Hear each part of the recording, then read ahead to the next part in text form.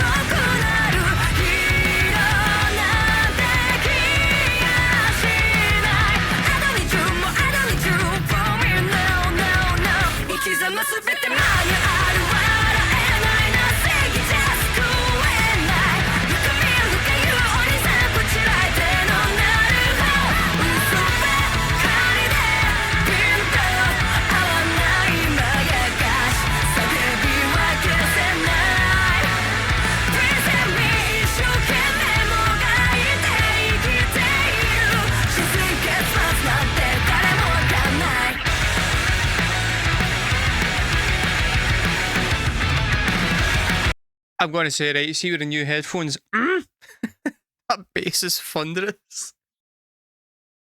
So the bass being as loud as it is now, and the double bass kind of blows your head off a wee bit.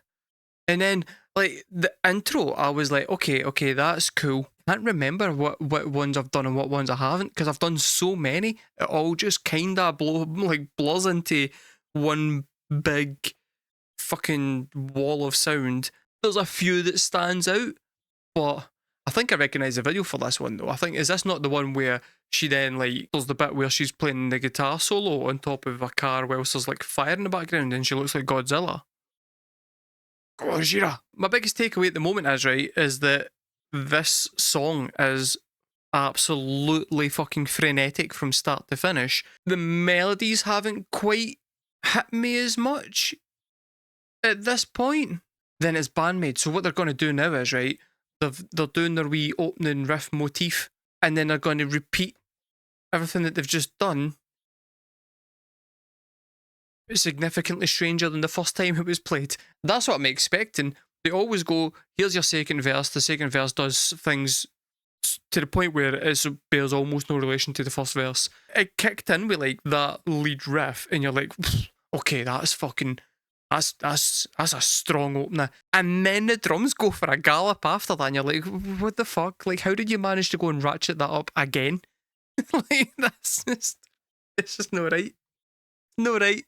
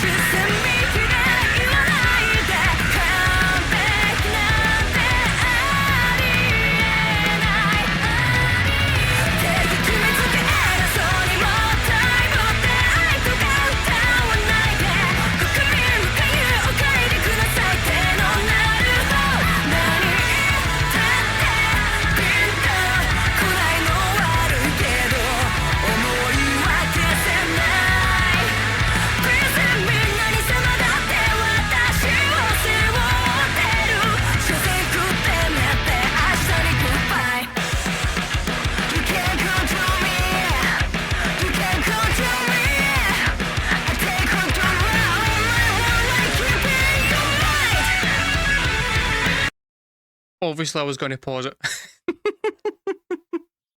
Obviously, I've been sitting for at least 30 seconds going, as soon as this chorus finishes, there's a solo coming, and I've got my finger hovering over the fucking button. See all you guys that are all like, oh, can I pause it when Konami's speaking? Don't interrupt Konami. Shh, shut up. The Godzilla thing, it's just cool. It's cool. Like I said the last time, the colour palette, it's gorgeous. I really like how that's shot, and also if that car is moving, that's terrifying. Like, I would want my shoes glued to the fucking roof of that car with then a pole stuck up at the back of my jumper just to hold me in place. Like, there's no other way I'd be doing that unless I was like absolutely bolted onto the top of that fucking car. Because that's just crazy. So I was thinking about it when the second verse was playing, and a lot of you guys are always telling me that I'm wrong for saying that they're emo and they're more kind of hard rock. No, I've came to the conclusion that actually we're both wrong. What that was more kind of post-hardcore, which is an offshoot emo, so it still counts. Still counts.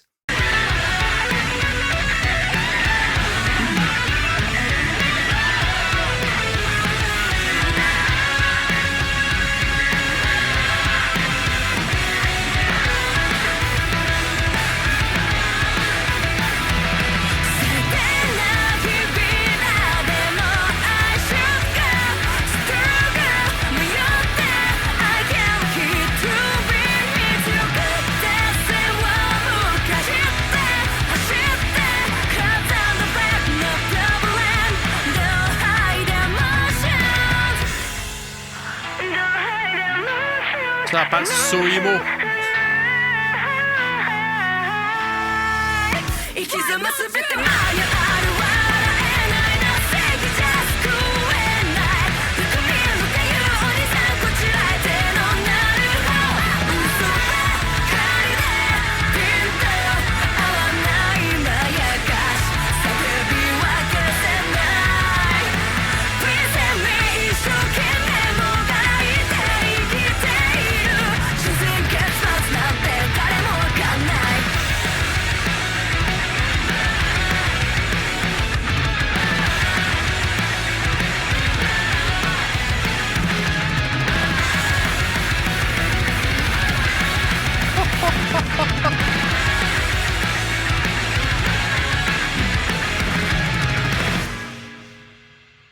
Fucking nuts. Absolutely fucking nuts.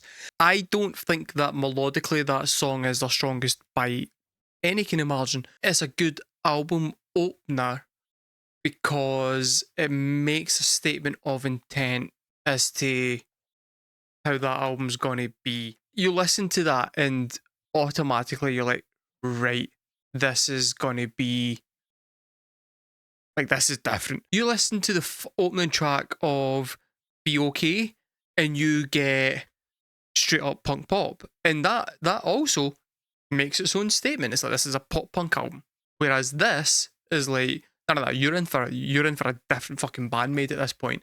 This shit is gonna go fucking hard. I'm gonna say, right, purely because I know that BAND-MAID have better songs, and I know that they've got better songs on this album, that I'm gonna put this song as a high 7. Almost an 8. It's not an 8, which is going to annoy you guys. I don't care. Because there are other songs that I feel are significantly better. The best part about that song was the solo, where for some reason the solo was actually the most calm part of the entire song. Everybody else went, it's Konami's time to shine. We're going to take a step back and just kind of let her do her thing. And then the minute she's finished, we'll kick back in again and just absolutely power through the entire rest of the song. Because they're fucking mental that way. I've either heard the actual version of this, or I've heard the acoustic version from the Christmas concert. This question, the answer to this question, is either going to be nice and normal or petrifying. How many hands are in that photo? Because if there's like 4 hands, That's not right. That's not right.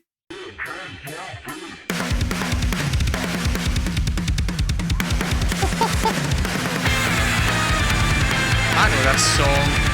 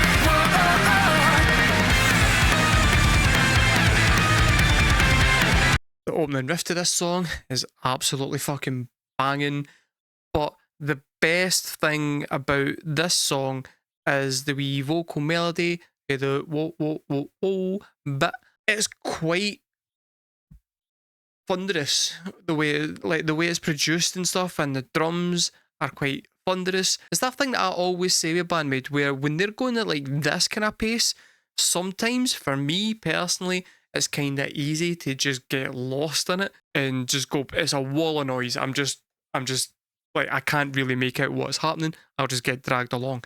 Then when Psyche comes out with quite a catchy melody that I can hook my brain onto, it makes it easier for me to enjoy the song a bit more and kind of get more into it and stuff. So that alone makes this one of the stronger songs for me, because it's got the really cool guitar line, but then it's also got the really cool melody line.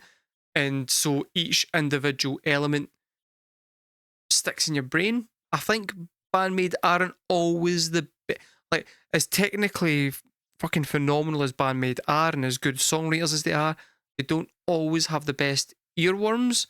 This one is one of the better ones.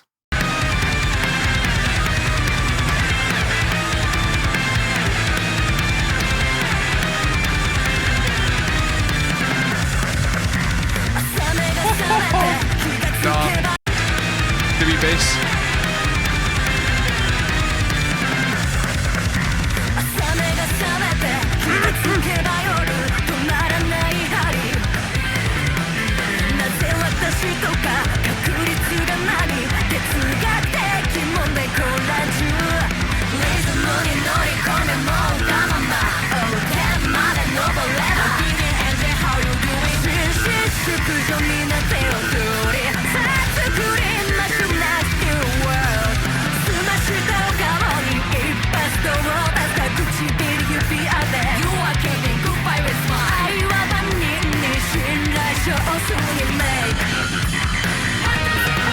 It's so nice to actually be able to hear the guitars.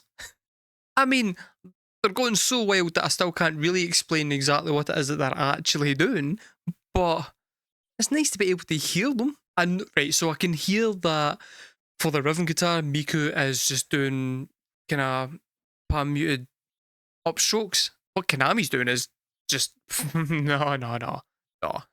There's just no way.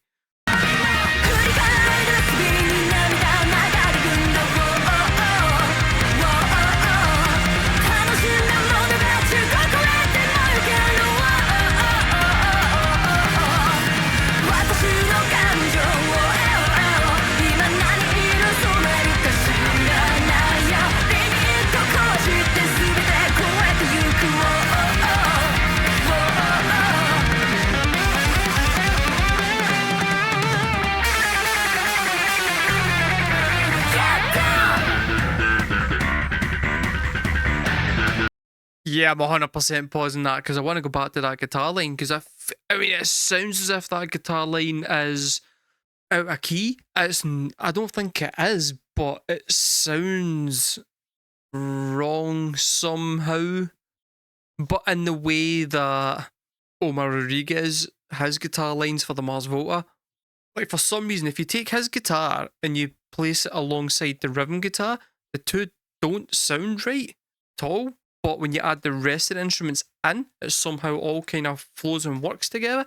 The best example of that is, and I know you guys don't particularly love him, but Rick Beato did a video of why is One Arm Scissor by At a Drive-In such a good song. And when he took all the instruments out and just played the guitars, the two guitars are completely out of tune. Like, they're completely out of tune. And then when you play them together, it sounds absolutely perfect with the music. A really good bit of compositional writing, because it would have been easy to play something that would have melded in totally fine, but to go at that section and go, right, I need to take a step back here and think about how I'm going to go about doing this, because I want to put in something that's going to be going to be slightly off-putting to the ear, but will work, then that takes a little bit of extra kind of effort, I think. And yeah, it's good. It's good compositional songwriting.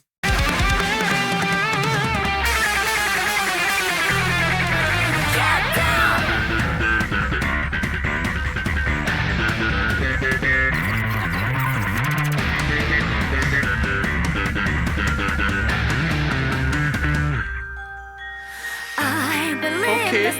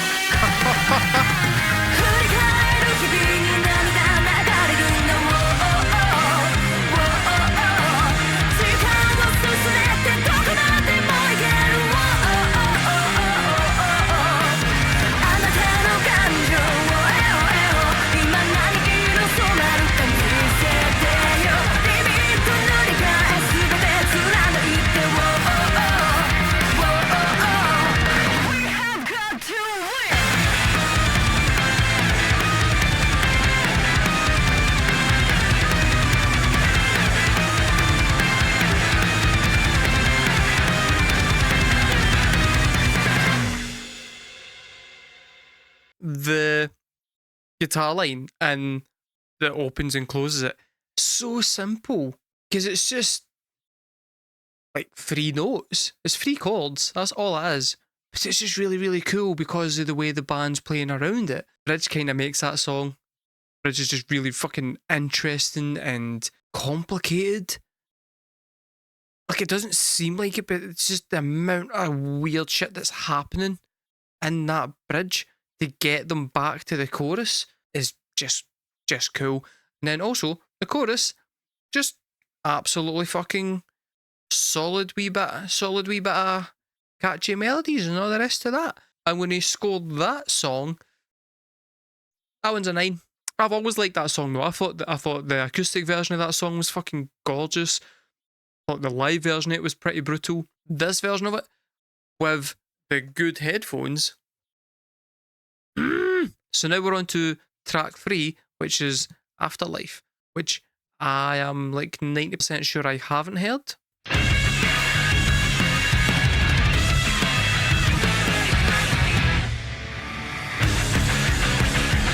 Nah, sorry, that was emo. that was such an emo intro.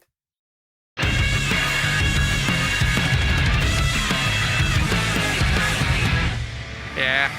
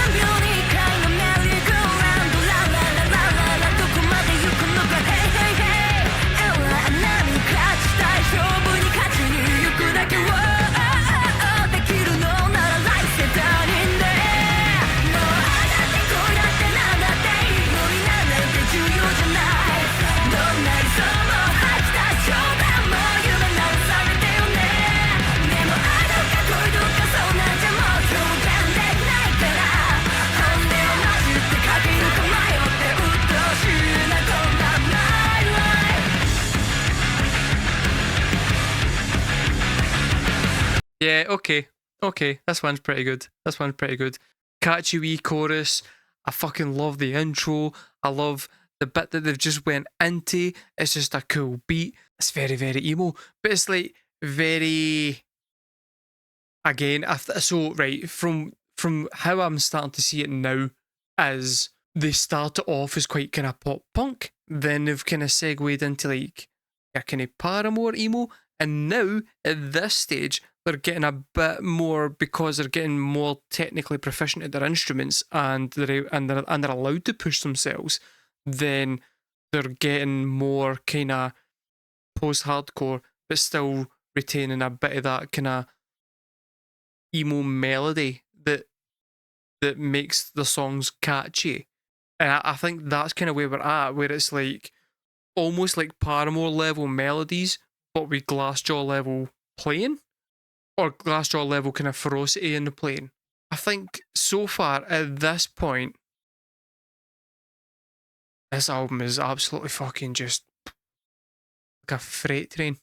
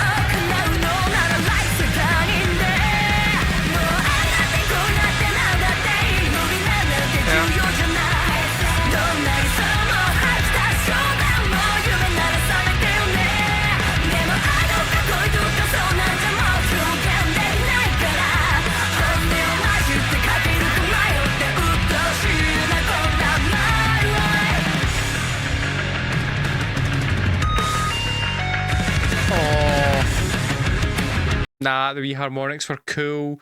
Quite like the way that all dropped out so that they could just go, let's put that right front and fucking centre.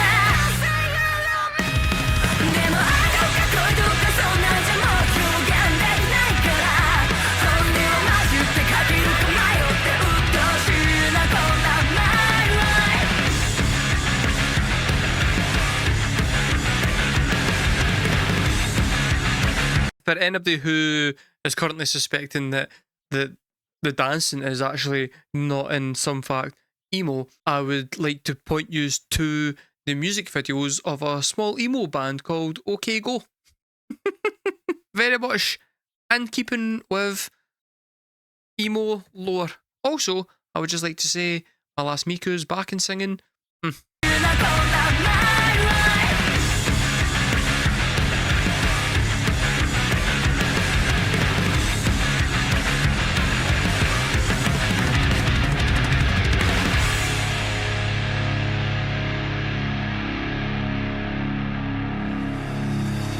Oh, right, I'm going to say that probably is their most calmest song so far.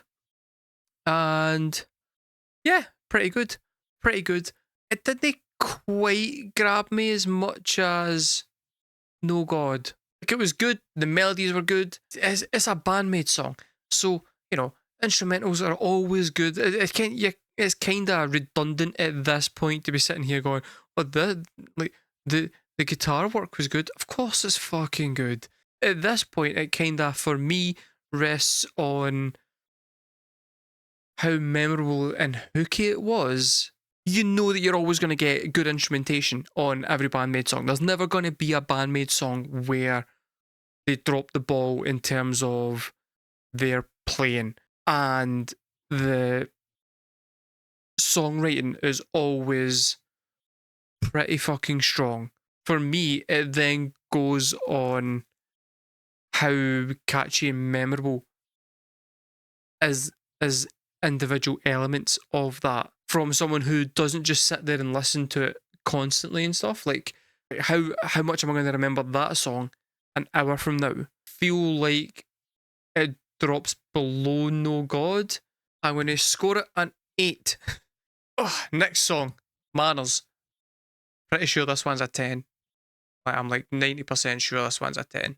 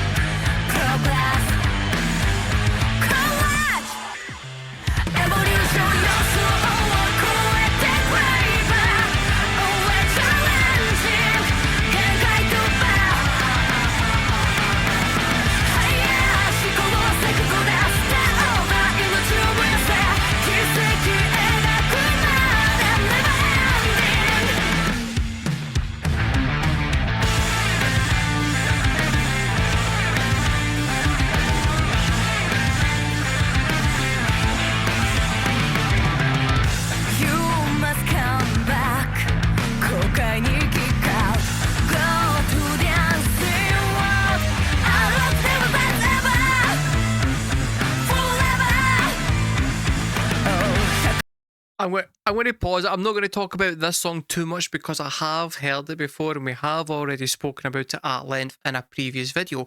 So if any of you guys want to check out my whole thoughts on my initial blind reaction, go back. It'll be in the playlist somewhere, and then just click on that, and that's absolutely fucking fine. It means a little bit more legwork for you, but you know what? Maybe you should stop being a lazy fucking bastard and just sit and watching YouTube all day. And if you're going to continue to watch YouTube all day, you can go back and watch the fucking video. So shut up. Anyway, my point is, right?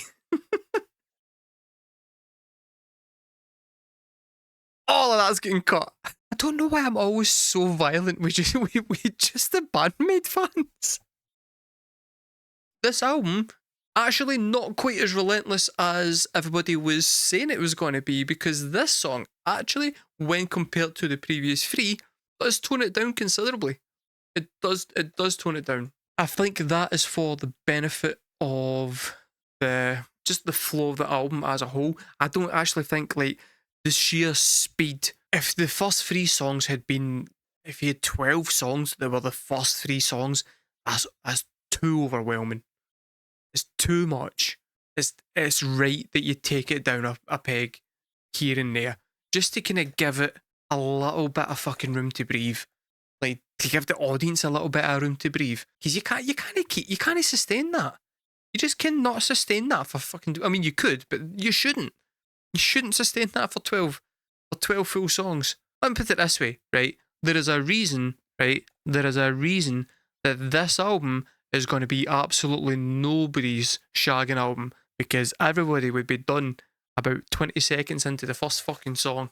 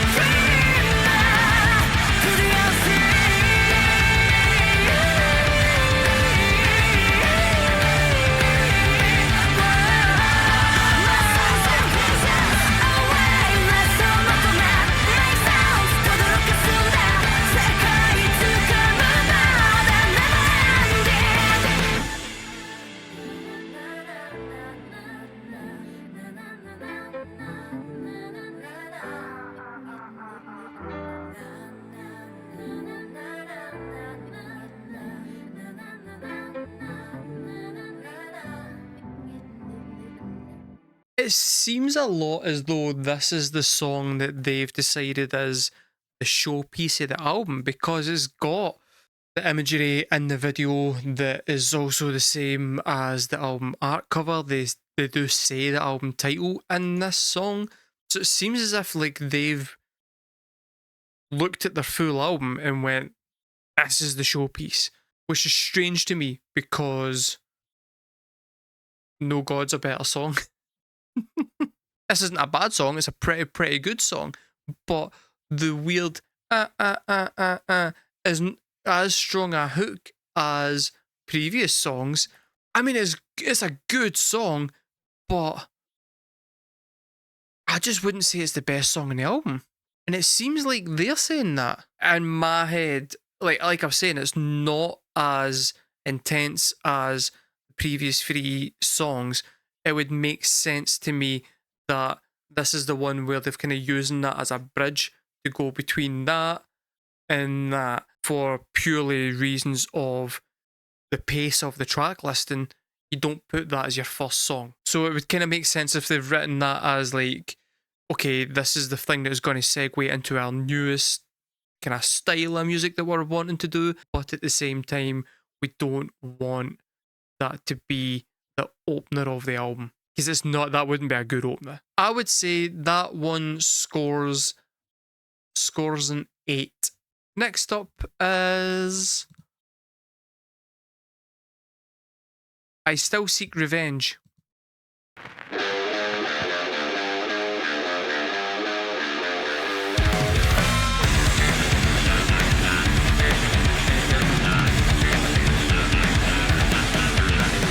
Oh, that fucking bassline.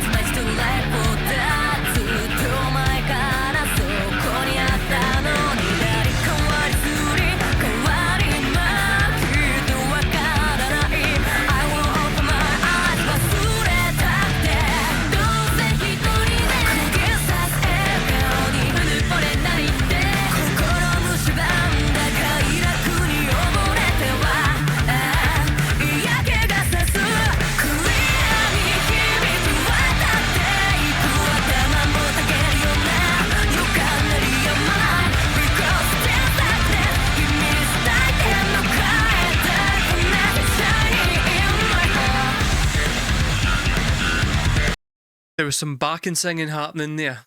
It sounded like a dude. Come back for that. I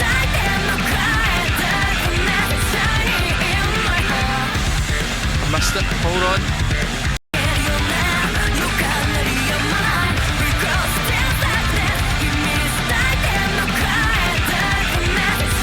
Sounds like a dude. It's much lower than Miku and Psyche. Listen to this. It's no Miku. There's no way that's my last Miku.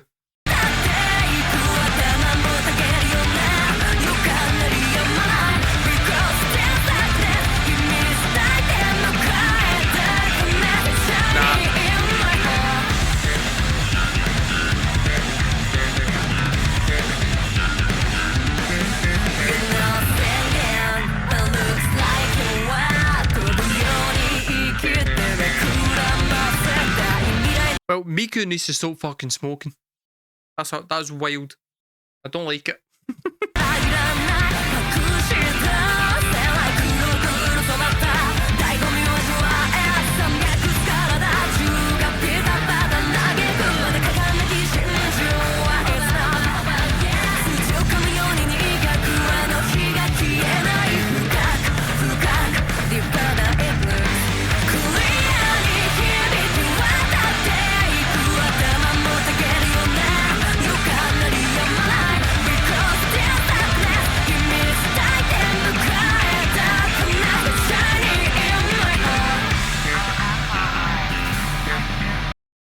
I know I've paused it during the bass solo, and I'm not really that fussed about it, but my point, because I wanted to say, right, and this is the right time to say it, I feel.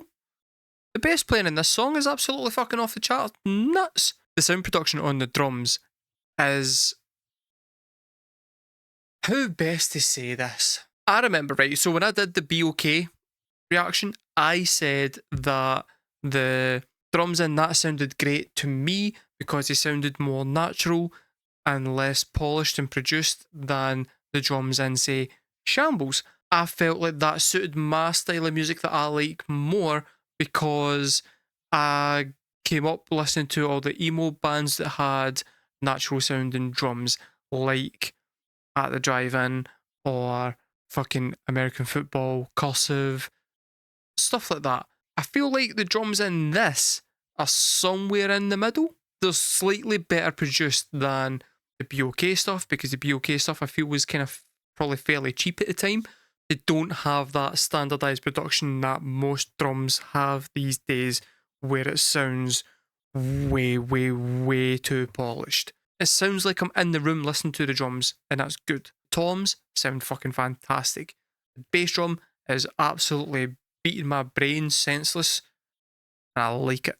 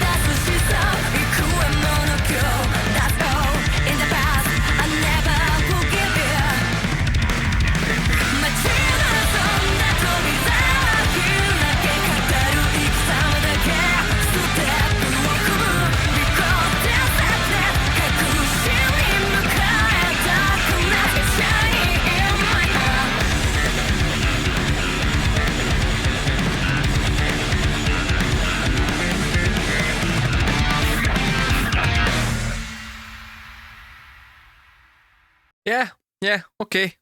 That one, pretty fucking good. It took a wee dip in calmness for a minute there in the previous song, and then straight back to absolute fucking ferocity. I Still Seek Revenge, for me, was an 8, because at the moment, right, it's still not as good for me as No God. No God so far, best song on the album, but the reason that it's not getting a 10 is because I know for a fact that there's another 10 on this album. It's better. Anyway, right. HGK.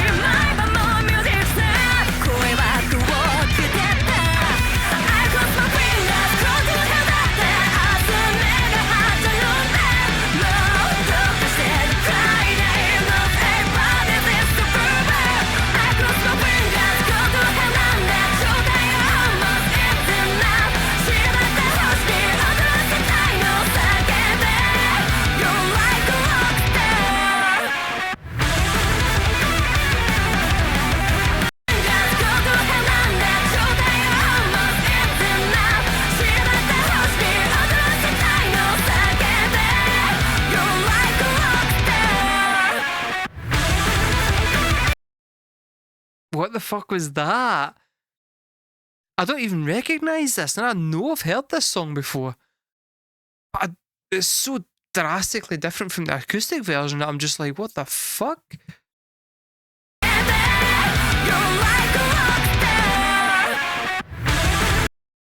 But this is the problem with it, right? This is the problem with me blind reacting to BAND-MAID as somebody who plays a little bit of music but isn't in any way like musically versed. I never studied music or anything, so I can't really talk about scales or modes or any other kind of shit that they're sitting there doing. All you can do is kind of sit back and be slightly impressed at how fucking batshit crazy it is. And then sometimes when you get a wee bit like that, almost like a peek behind the curtain of the writing process, because it kind of snaps you out of the flow of the song a little bit, and you go, oh, everything is actually like meticulously planned. Because I've heard songs where the guitarist is, you can tell the guitarist is just playing, and whatever the fuck happens is happening, and it is going on that album track. With this, none of that. This is 100%. Sometimes you'd be forgiven for not thinking that about this album, and then they'll throw in a wee bit that forces you to reconcile that in your brain. When you're then listening to how fucking batshit crazy the instrumentation is,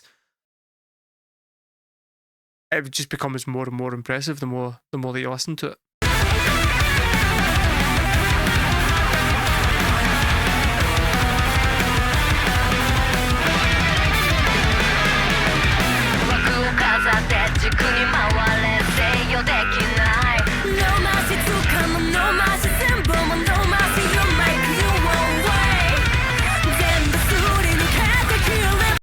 I'm sorry, but that wee guitar line sounded like the start of a fucking Pokemon battle.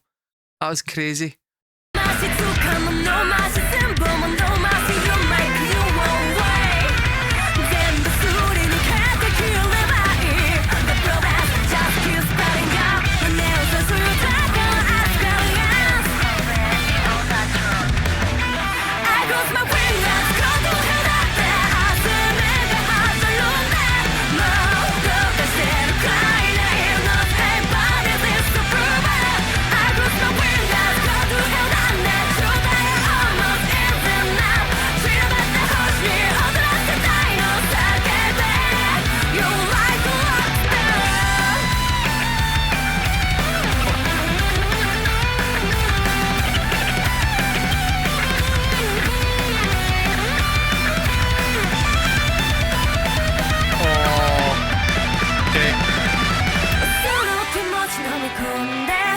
Nah, that was cool. The way that the drums then went and completely changed that rhythm of that.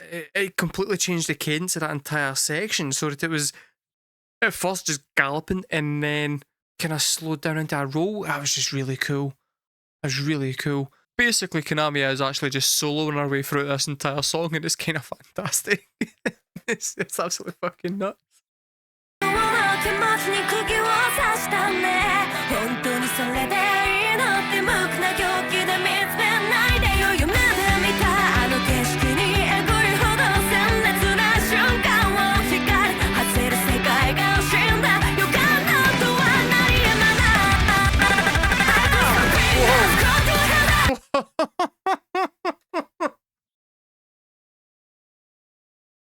What the fuck was that?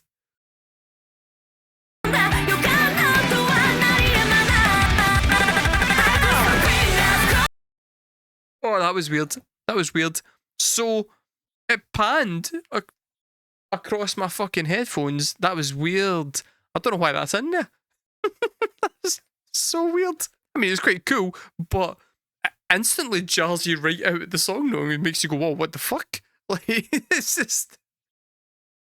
I'm not used to BAND-MAID going so blatantly obvious with, like, studio effects. Most of the stuff seems to be just straight up recorded, and it's then obviously been produced after that and engineered before that, but it tends to feel a lot like they've plugged a microphone in, they've put it in front of the amp, and they've went, go. Same with the singing. There's the occasional times where she's got that fucking vocal effect on that I've talked about before that I don't like, where it sounds like she's kind of singing a wee bit through a megaphone. Don't like it when she does that, but I understand why they do it. And it's just weird to hear them throwing in, out of nowhere, quite a heavy use of studio production.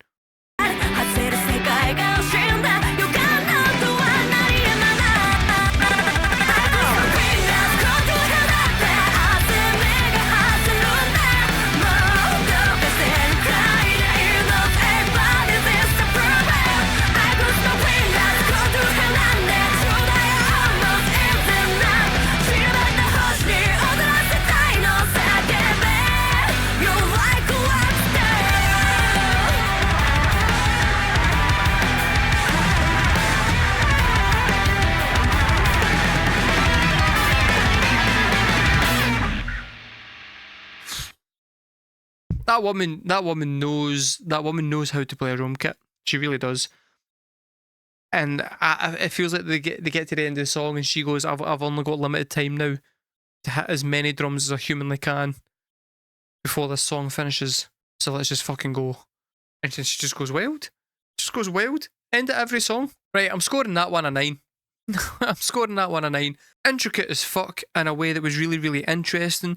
Loads of weird wee tiny bits that just kind of stick in your brain a little bit. The chorus, that song's a 9. I like that one. Here is the best BAND-MAID song, right? It just fucking is. It just is.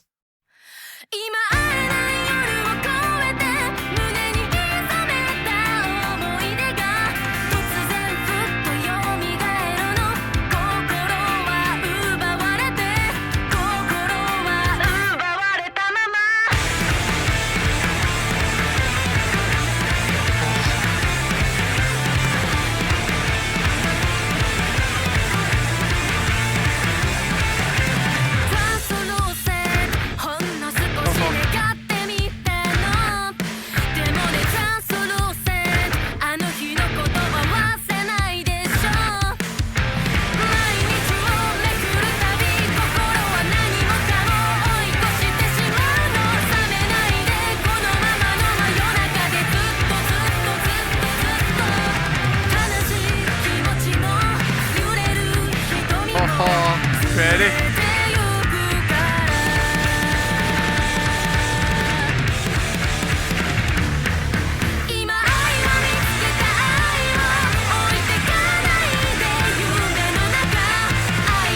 That's so good.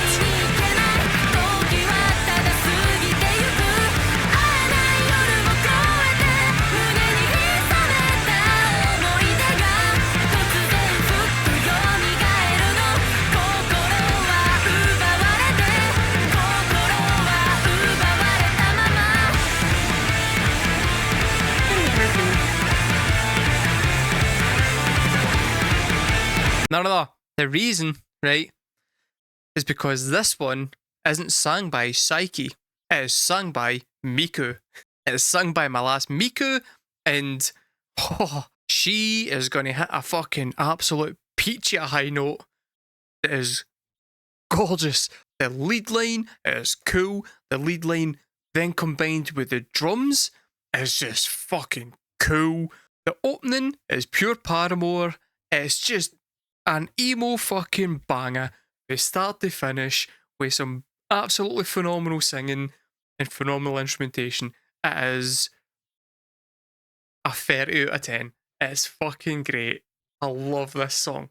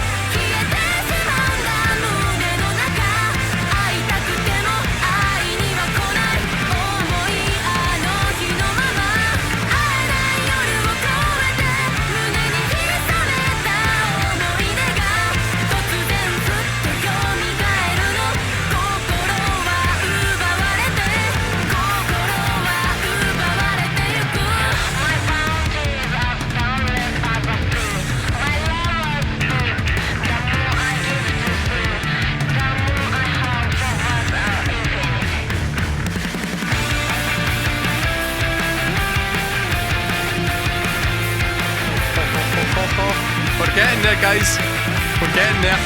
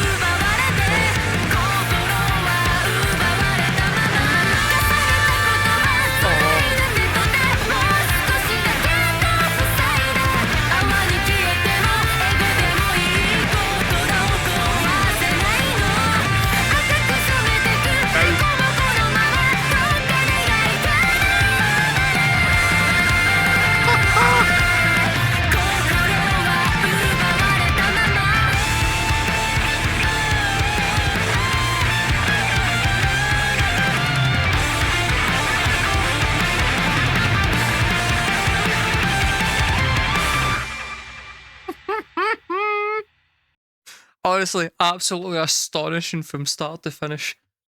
Fucking stunning song. Absolutely stunning. From start to fucking finish. It's the only BAND-MAID song where the lack of English singing doesn't affect me even slightly, because all the melodies are so catchy that I can just sing along to it anyway. I just make gibberish up as I'm going along, but the melodies are just fucking banging. It's their best song. It's their best. It's a 30 out of fucking 10. It's their best song by an absolute country mile. there's not even any hint of any other song that they've got coming close to that. It's just the way it fucking is. It's also beyond emo. It's the most emo fucking song. So good. Absolute genius for them. Beautiful song. Next song is Why.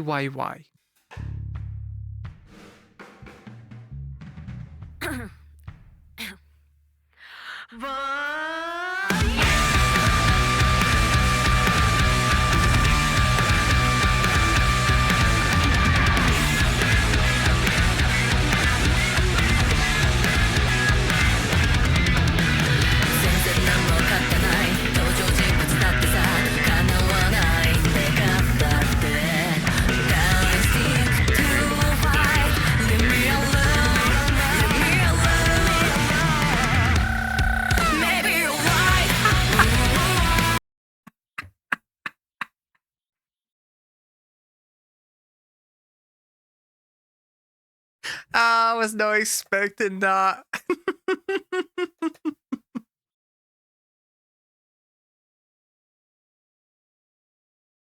Nah, fuck off. Right, hold on.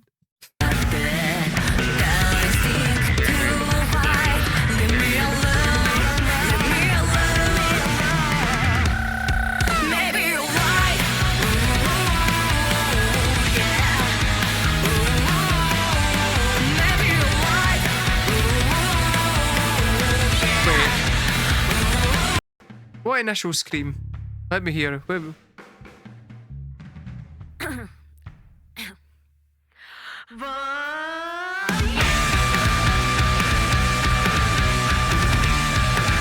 Yes. Was that Miku?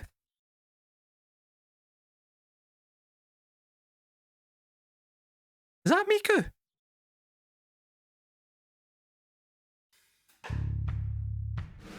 And they say she kind of do fucking rock.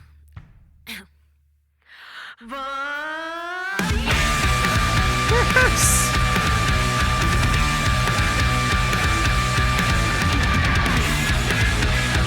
Yes.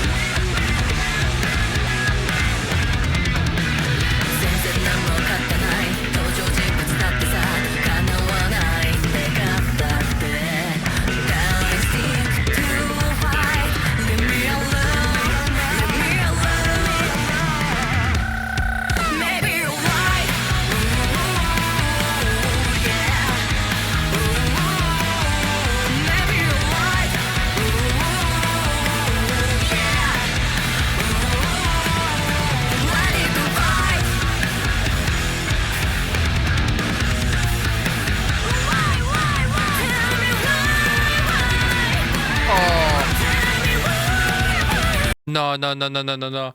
It's the trill when she's singing the word why that made that fucking cool.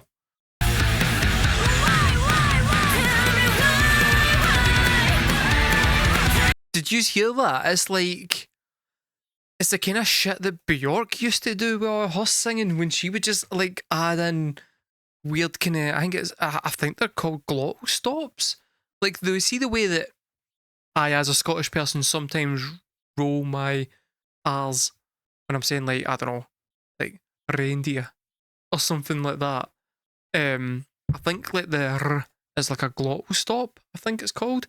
And it's weird that they've added that into a word that doesn't actually have, well, doesn't even have a fucking second syllable to roll for a start. No R's or anything. It's just, I don't even know how you do that. Oh, nah. Fucking weird.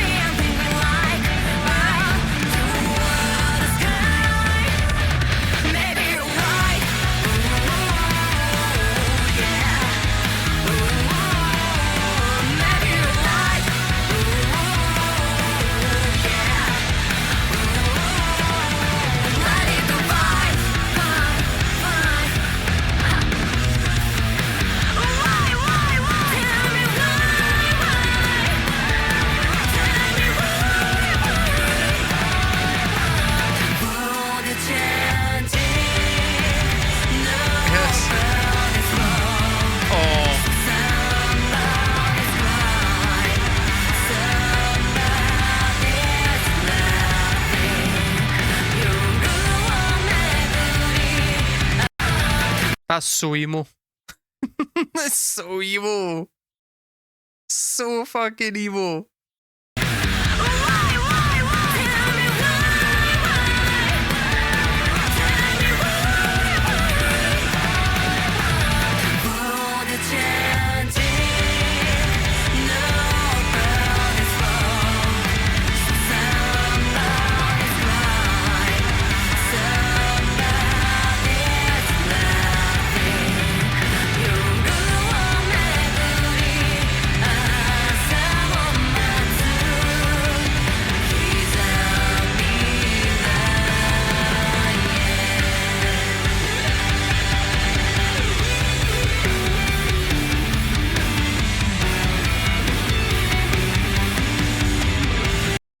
BAND-MAID, usually, right? Usually, 95% of the time, they are quite an optimistic and happy band who sing songs about like empowerment and making the world a better place, etc. etc. Their melodies tend to follow suit, which I think is a lot of the time why I go, oh, that melody didn't really grab me, because I tend to like sad melodies more. And that entire bridge there is just really quite melancholy. And I think it's because of Psyche's low singing. The low singing in that made that quite sad.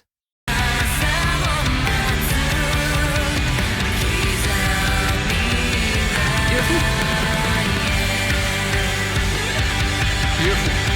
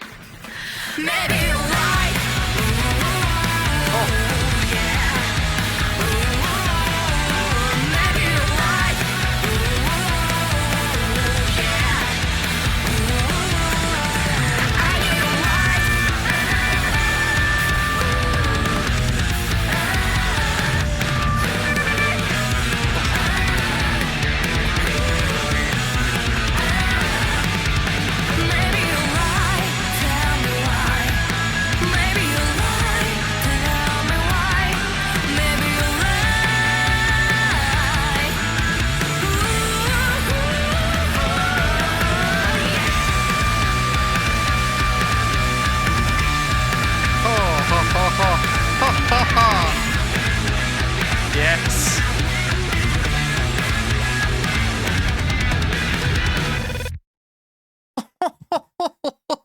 Holy fuck.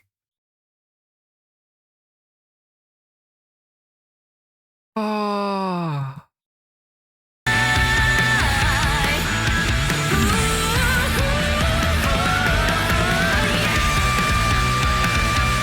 Yes.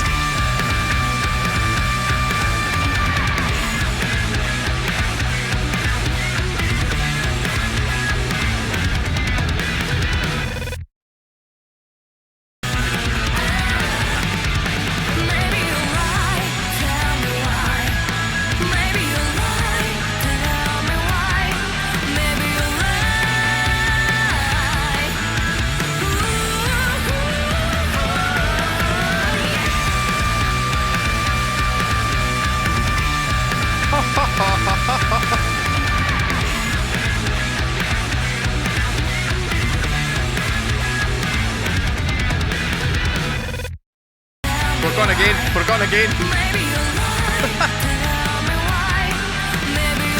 Oh no.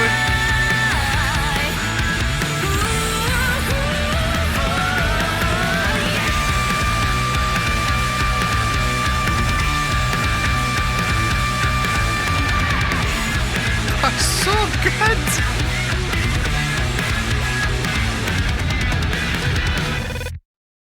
Stunning. Stunning. Absolutely fucking stunning. 12. 12. Easy. Easy a 12. Absolute fucking stunning. I have no notes. That was just... that ending was just an absolute fucking banger. Absolutely fucking banging. Yeah, that's easy a 12. Easy a 12. Absolutely fucking indisputably a 12. Yeah, like that. I like that. To the point where I think I listened to that ending about 5 fucking times. Brilliant. But you know what? Let's go again. Fuck it.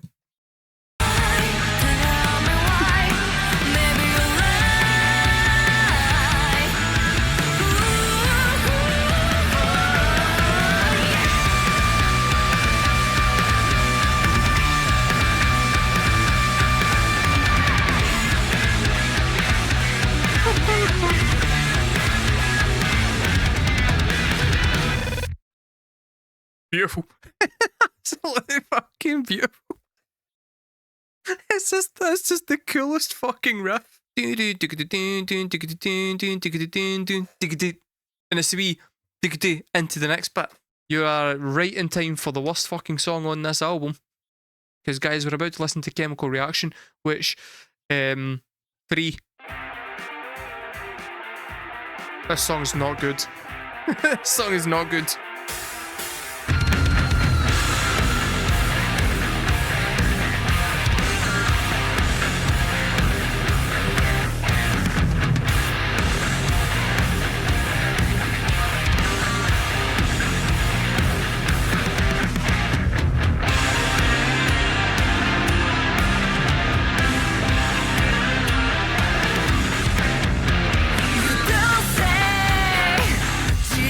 The shit, right? Wrestling fans, who is the shit one that was like, you know how Mick Foley had like 4 different fucking wrestling personas at one point? He had like Mick Foley, he had Mankind, he had Dude Love, and he had someone else that was dreadful. Was it Goldust? This sounds like it could be an intro song for that guy, the shit wrestler. When Andy was playing like fucking Raw, they never wanted to pick him because you'd have to listen to the fucking intro song. That's what we've got here.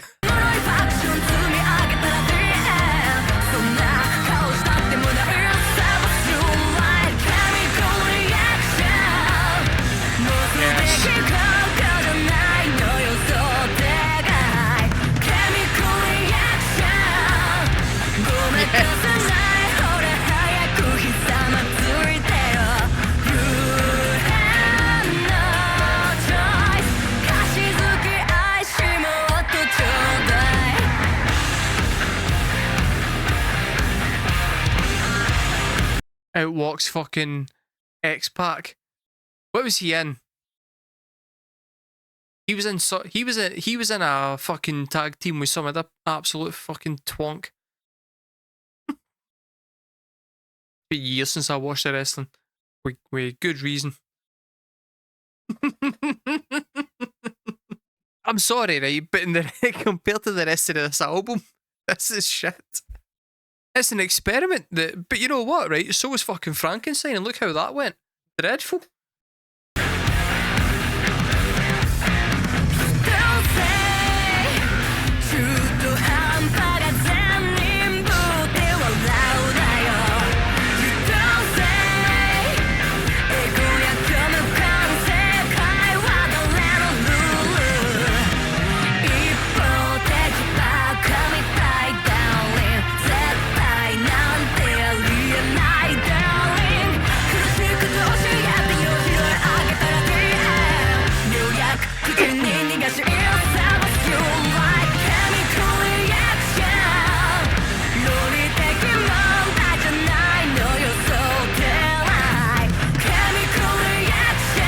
see, my problem is, though, right, is that see that whole chemical reaction bit is like, see, like, fucking the shit fucking new metal bands for the early 2000s. Not the good ones, not the good ones, the shit ones, like your Static X and your Cold Chamber and they kind of bands.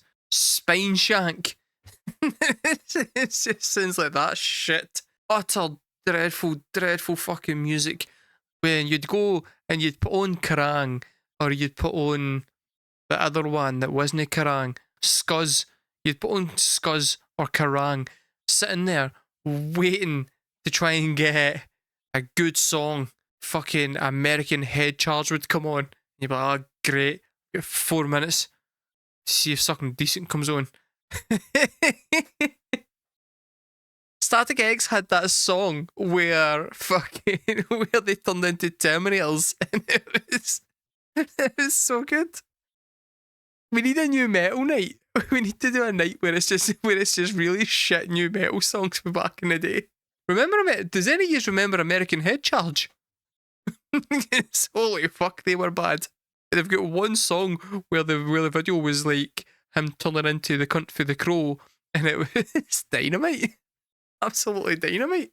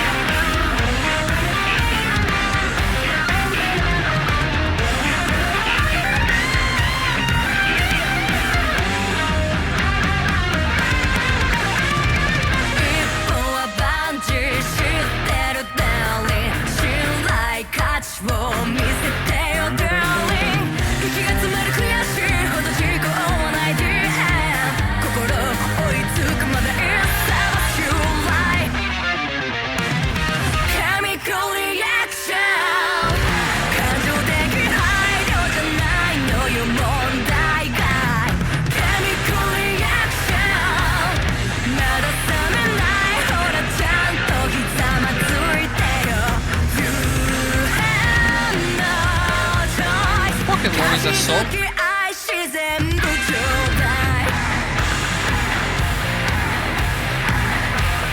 Twice too many.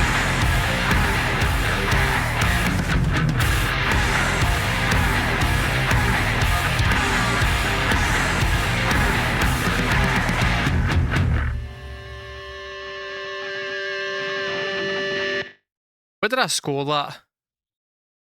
What did I score that? 3? I mean, it's a bit high. That's what it is. We'll keep it at a 3. It's a bit high. You know what, right? It's fine. It's a technically proficient song, and I can see what they were aiming for. But there's just nothing in that song that I actually enjoy. If I had a choice in it, never listen to it again. I'd never listen to that again willingly. Right, the next song is Giovanni.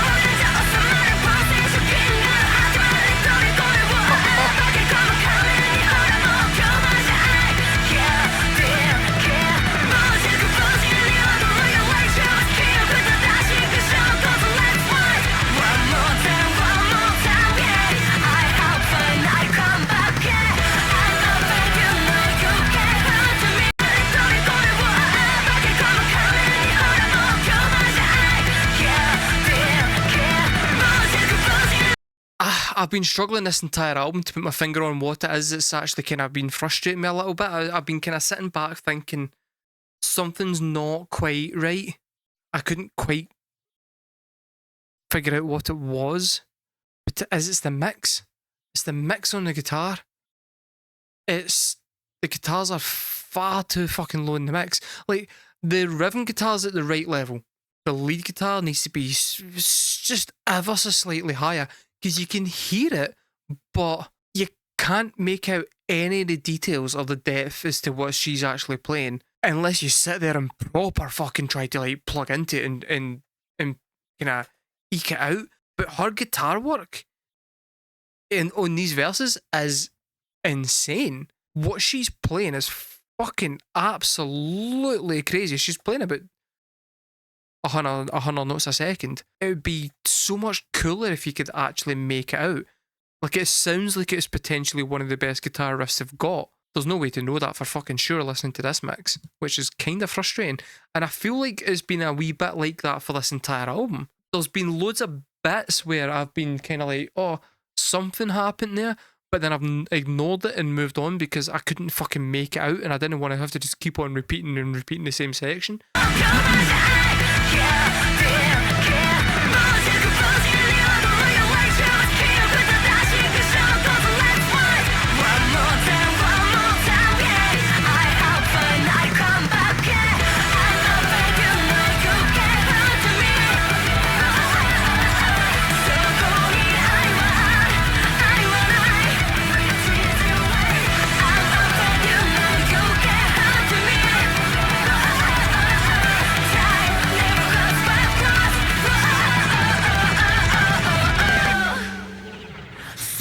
Is right. 吐き出すほどの fake smile どうしたらいいか do it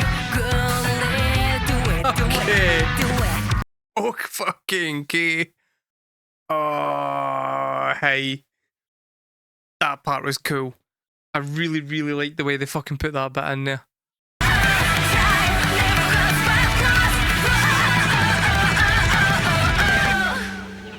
So what is right? 吐き出すほどの fake smile どうしたらいいか do it keep yourself alive 誰しも当て出せだった truth is simple 立ち上がれそうにはない Baby 天井へ届きはしない幸いを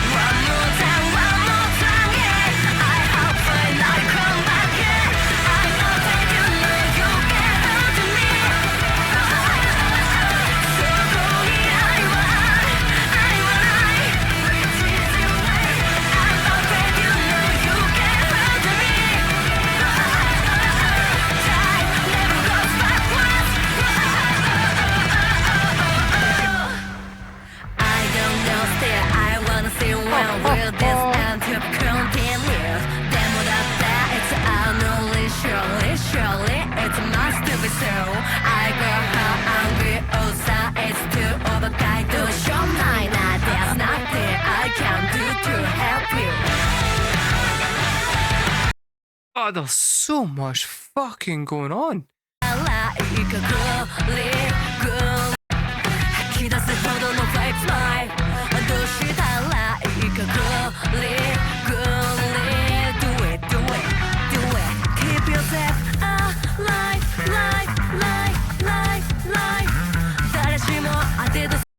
With the exception of Sayonara, which is a 30 out of 10, the best part of this album is the weird fucking timing bit that it goes into after the first bout of insanity, and then when it goes into this wee quiet bit with a really cool bass solo, and it's this to be repeated, whatever the fuck it is they're saying, that wee note that they keep repeating.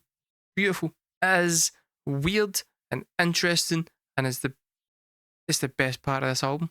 ほどのフェイクスマイルどうしたらいいかグリグリ Do it, do it, do it Keep yourself alive, life, life, life, life 誰しも当て出せだった Truth is simple 立ち上がれそうにはない Baby 天井へ届きはしない幸いを願っても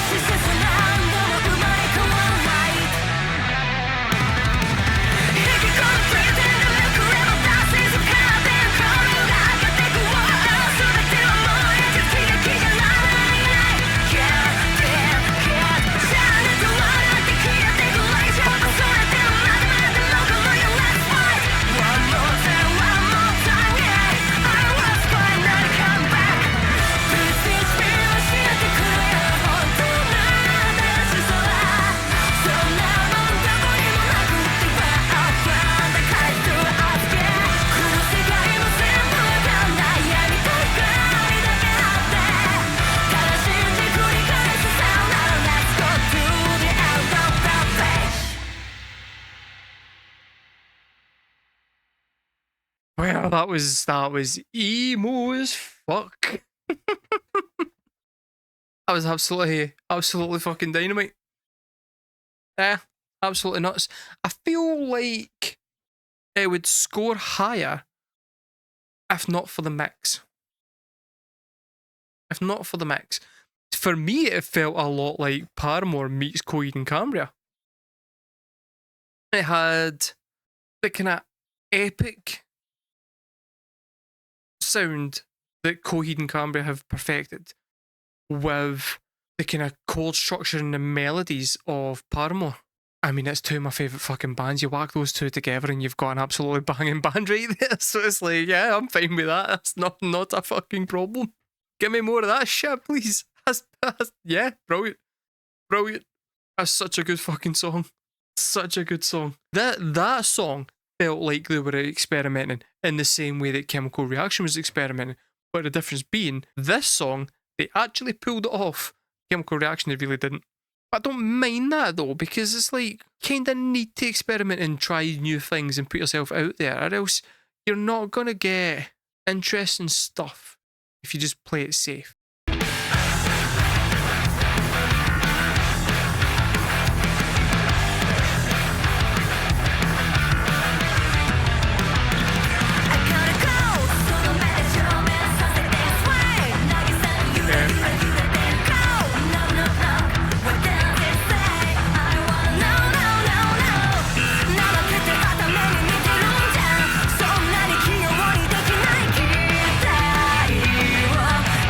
That's crazy how loud that bass note was.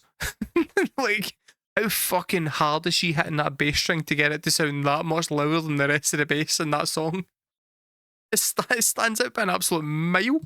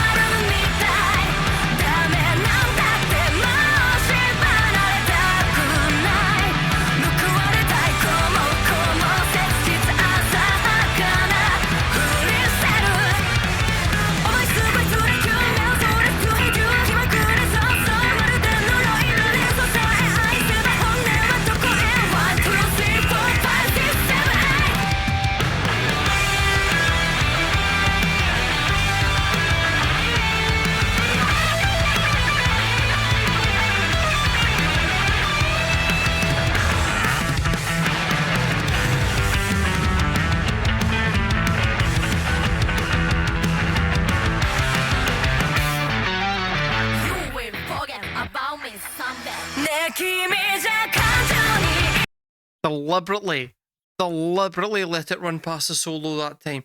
You want to know why, right? Because I'm a nice guy and I'm trying to change.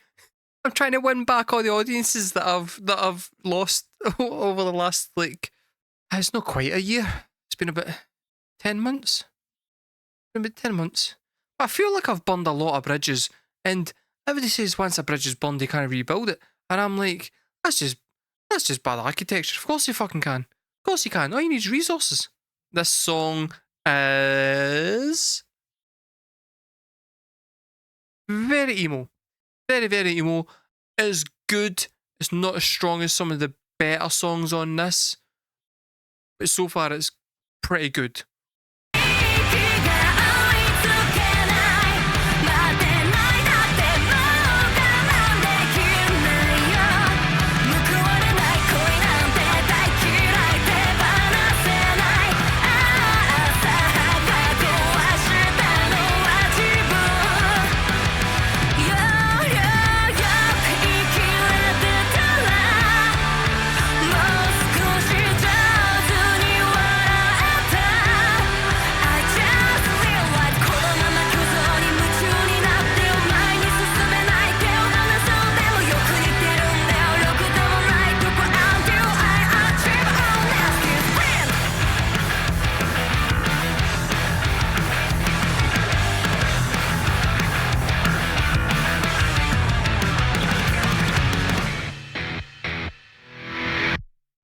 Okay, the wee Joe guitar ending there. That was quite cool. I feel, right, so that song, it was good, right? That song was good, but I feel like that's one that would require repeated listens to really get the most out of. There was a lot happening in there. There wasn't anything immediate in it that absolutely strikes you. Because, and that's kind of the thing with BAND-MAID, is that a lot of their songs are so dense that if they don't have like a really strong bit of instrumental or a really strong melody that catches you off guard whilst you're listening to it, then it's difficult to immediately love it. And you got to keep in mind, these are blind reaction scores. This isn't the score that I would give the album after like a week of solid listening to it. It's the score that it gets first time. Apart from Sayonara, which is a 30. It was always a 30. From the moment I heard it, 30, still a 30 now, stunning song. Whereas this is an 8, yeah, this one's an 8. Because it's good, and I can tell when I'm listening to it that there's the potential in it for it to grow on me more is going to take more than the one listen for me to get out of it what I would need to get out of it to push it higher up. That's kind of where I'm at with it. And I feel like I kind of hope I've explained that well enough that you guys understand. So there's bits of these songs where the immediacy of it is currently scoring it quite high, but the immediacy is also the things that you get bored of quicker. That's why most pop songs are kind of throwaway, because they're instantly catchy and they're instantly quite hooky. But once you've heard that hook a few times, there's nothing really to stop you going back to it. So you then drop it again, and it's like it's a pure drug, right? I know that there are two hidden tracks on this album. I know Youth and the other one. I'm not going to listen to it. I'm not going to listen to those songs because I kind of want to keep them for their own videos at some point. Like, I don't want to just burn through BAND-MAID like stuff, so I've got no BAND-MAID to go to. My plan is to take a little bit of a break from BAND-MAID because kind of just repeating myself a lot. Like, I'm just repeating it a lot. That's nothing to do with BAND-MAID, but it's a lot to do with I've been doing it every single fucking week. I'm kind of like, I want to branch out a little bit and kind of check out some other stuff. Like, I've been doing a lot of Taylor Swift recently, but I'm also probably going to be weaning back a bit from that as well. My plan is to go check out some other kind of different stuff and then come back to BAND-MAID when it's a bit more kind of fresher and stuff. Nothing that I'm doing with the BAND-MAID videos surprises you in any way. You know what I mean?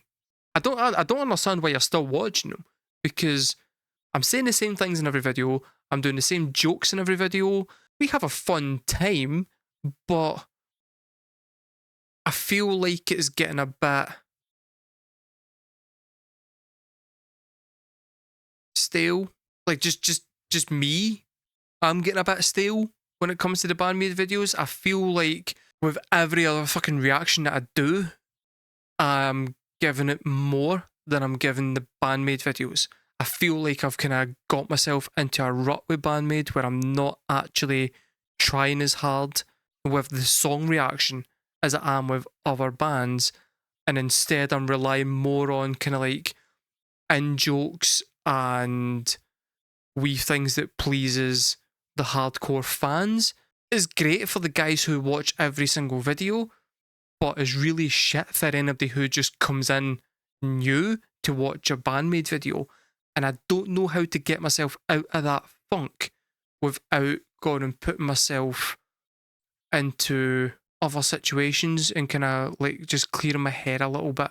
Because this is the other thing as well, is that like, you guys will watch a shit ton of bestie reaction videos. None of those people, like, I'm not going to say anything that those people aren't going to say. Like, I've got nothing to add to that conversation that other people won't say better. I'm slowly starting to realise that actually what I'm actually good at isn't the jokes. It's not the jokes and it's not the being funny. It's the when I find a video that somehow lets me go on a massive personal rant, that kind of lets me talk about something that excites me in some way. People watch different reaction videos for different things. If you're coming in here for like technical information, you're shit out of luck, right? You've got no fucking chance. I don't know anything. But if you're coming to watch it to be entertained, then I am good at that. I appreciate the BAND-MAID audience a lot more than the BAND-MAID audience thinks that I do. And I don't want to burn myself out on that and then end up losing yous all. I'm not saying that I'm not going to do BAND-MAID. So, for example, right, if Bestie drops next week, I will probably do Bestie next week, right? I will probably do it. But it won't be a BAND-MAID Monday, and it won't be every single fucking Monday. It'll just be when I feel like it. Just when a Monday comes along and there's not a video there for you, don't get pissed off at me. Don't get pissed off at me, and just appreciate that, like, I'm trying to keep up the same standard, because I feel like you guys are getting worse videos than any other artist I listen to at the moment, and I don't think that's fair, because you guys have been there from the start. Anyway, right, we're on to Black Hole. This is the Tawari called Black Hole, you know?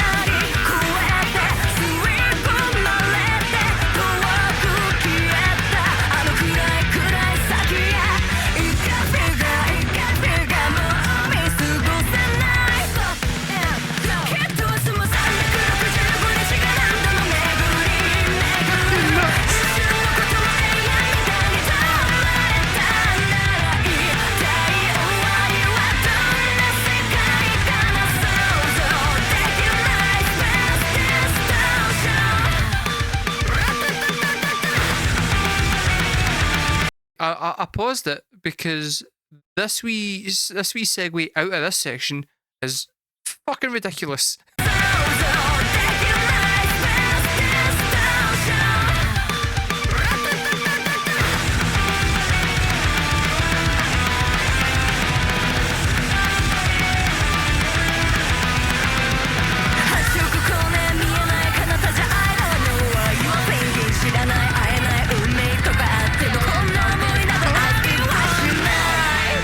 What the fuck? That was the longest drum fill I've ever heard in my fucking puff.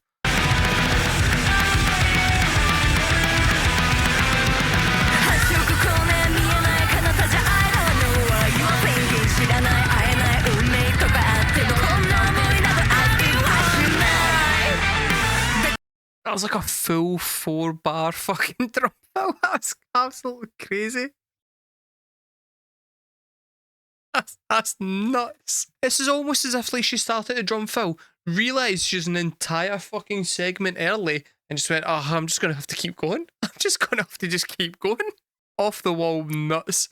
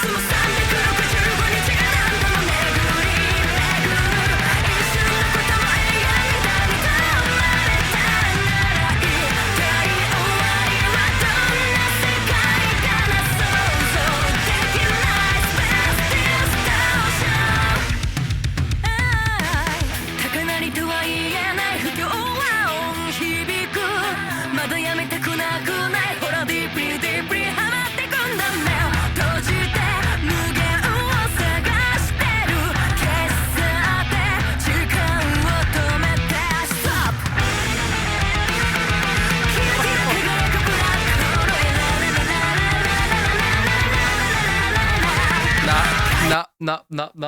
That guitar line is insane. We're going back for that.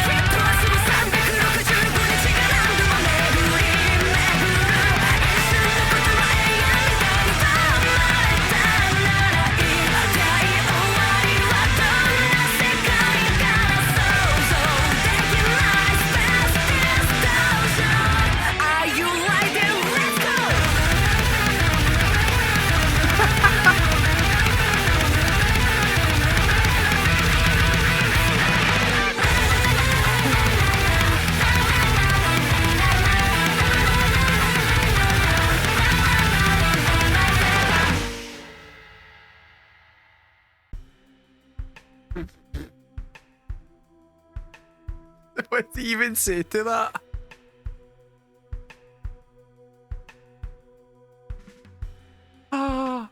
Oh, it's a yeah. It's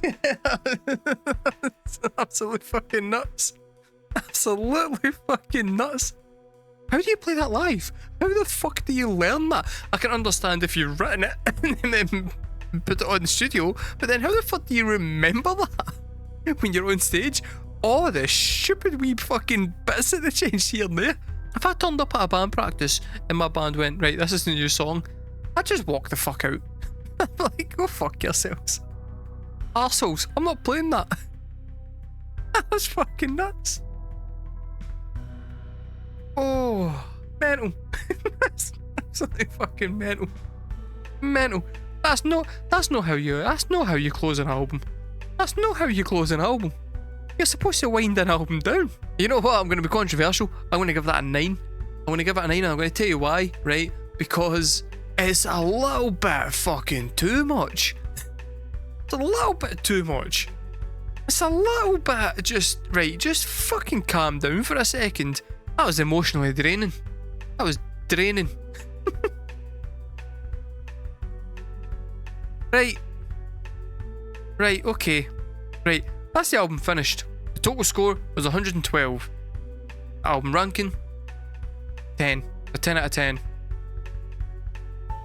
And hey, that's even with chemical reaction.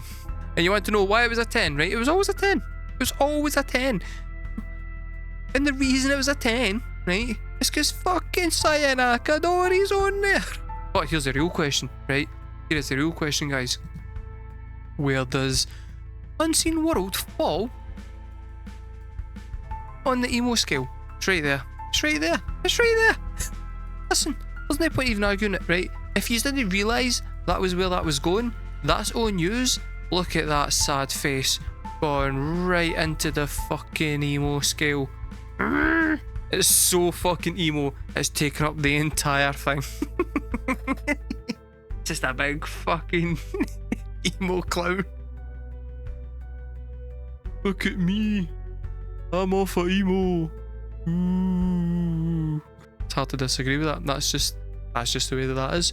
But yeah, that was my reaction to Unseen World by BAND-MAID. Let me know in the comments below. Did you agree with the score? Did you disagree with the score? Let me know your thoughts. Let me know your thoughts. Put them in the comments below. I've been markabusi. Thank you very much for watching, and I will see you guys next time.